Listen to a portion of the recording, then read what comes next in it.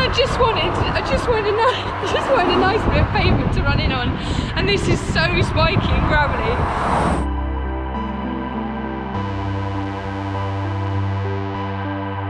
I am here with Jenny Graham.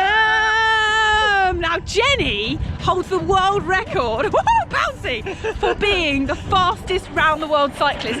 18,000 miles you cycle. On a bike, not by foot. I'm not a runner. No, she's not a runner, but today she's become a runner for me, and she's even barefoot in solidarity, which is amazing. There's no way I could put shoes on, is there? It'd be like shame. I mean, it would be slightly like cheating.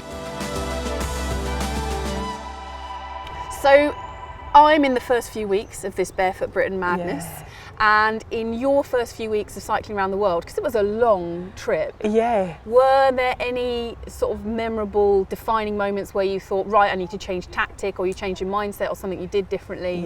Within the first week, so 8 days in, I was in Russia, and I came across... I love that you've made it to Russia in 8 days, by the way. I made it to Moscow, and I made it to Moscow within a week. I left on the Saturday and I was in Moscow by Thursday. I was like, yes! Who needs planes? Get on!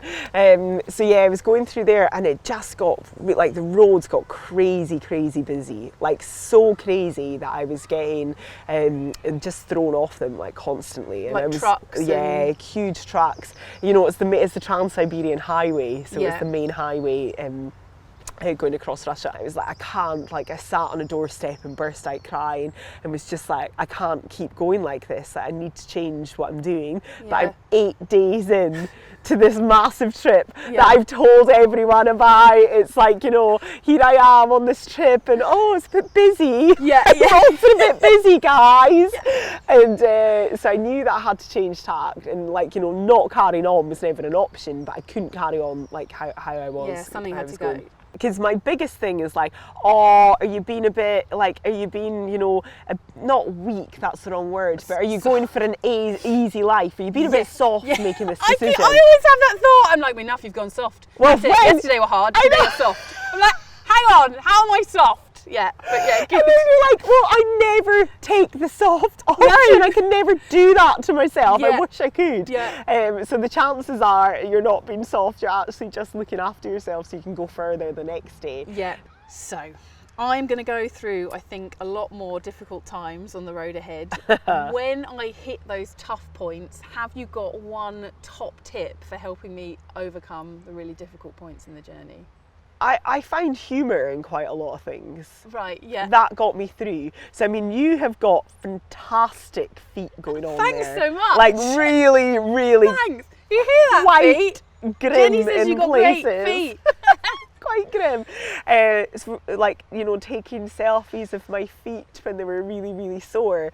Stuff like that. Just a bit of distraction, humour and distraction. And then, you know, when you look at it, you're like, oh, what a nick. And then, like, that's you. It's enough. Like, you know, you've accepted it. You've taken a picture of it. You're like, you sort of move on with it, don't you? You're amazing, Jenny. Oh.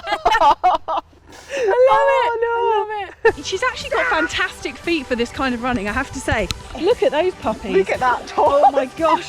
And I see there you've adopted the technique that I do quite often, which is if your legs won't work, then just creep your hands out. It's beautiful. It's Sony, isn't it? Very nice. This is it. It's been a few years since I did my last long run in New Zealand, and straight away I'm remembering all the stuff I felt in New Zealand. I remember quite quickly on that journey, as soon as I realised that every day was probably going to be quite hard, then all of a sudden that got easier. I think in the first week, when I had a tough day, I had nothing to reassure me that not every day would be that tough. But as the days have rolled by and I've had good times and bad times, I've seen so many beautiful things. I've been as high as a kite, as well as seriously low. Then the more of those things that happen to me, the more I realise that there's no way that anything can last forever. I mean, it's an adventure. That is it. It's highs and lows, and it is nothing in between.